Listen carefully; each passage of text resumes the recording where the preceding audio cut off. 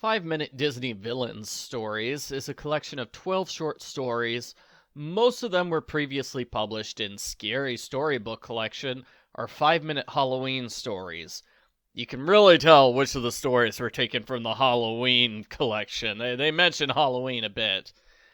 3 of the stories in this book are brand new stories. 3 of them are about Peter Pan. I thought that was odd. A quarter of the stories of the book are about Peter Pan. Is Captain Hook really that popular?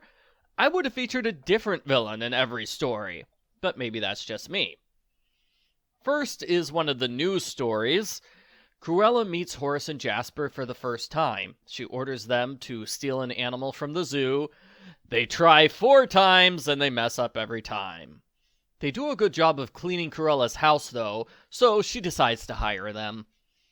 Several of the stories in this collection share this plot, where the villain fails over and over again. Maybe it's because the story would be too scary if the villain succeeded. Or maybe it's because if the villain won, that would ruin the movie. Next, Wendy talks about a curse, which has 4 distinct features. Peter Pan and the others prank the pirates by making it seem like the curse has come true.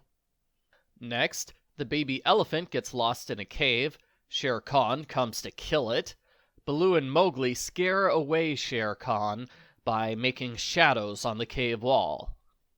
Next, the Queen of Hearts is scared. She thinks the castle is haunted when her crown, chair, and clothes move by themselves.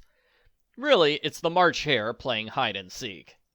Next is Peter Pan. For Halloween, he pranks the pirates by pretending there's a ghost haunting the ship. That's quite similar to the last story and Peter's previous story. Next is the evil queen from Snow White. It's basically just 10 pages of her walking around making angry faces. The evil queen really hates nice weather. She wants to collect ingredients for a bad weather spell, but when she tries to find angry animals, all she finds are cute little creatures. When it finally does storm, the queen is upset to learn that storms create rainbows. Next, Alice and the White Rabbit give the Queen of Hearts various foods. Every food has an unfortunate side effect, like one turns her blue. The queen is so nasty, nobody feels that bad for her. Next is another news story for the collection. Ursula is mad when the mermaids are having a festival. 3 times, she tries to ruin their fun, but she accidentally ends up making the festival more fun. Next, Captain Hook's shadow appears in the nursery. Michael fights it off. Peter Pan comes and takes the shadow away. Next is a prequel to Sleeping Beauty. Merryweather has to deliver the wedding invitation to Maleficent. Merryweather is scared when walking through the woods and going to the castle. I have no idea why she doesn't fly there like she does in the movie. Maleficent's goons steal the invitation.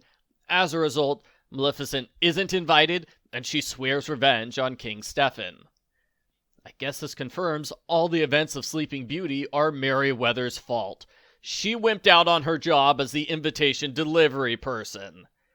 Maleficent only appears on the last page of the story, so it is deceptive that she's on the front cover of the book. Next is Scar. He joins family storytelling time, because that seems like the sort of thing Scar would do, right? Scar's story includes secret instructions for the hyenas. He tells them how to kidnap Simba. They mess up every time.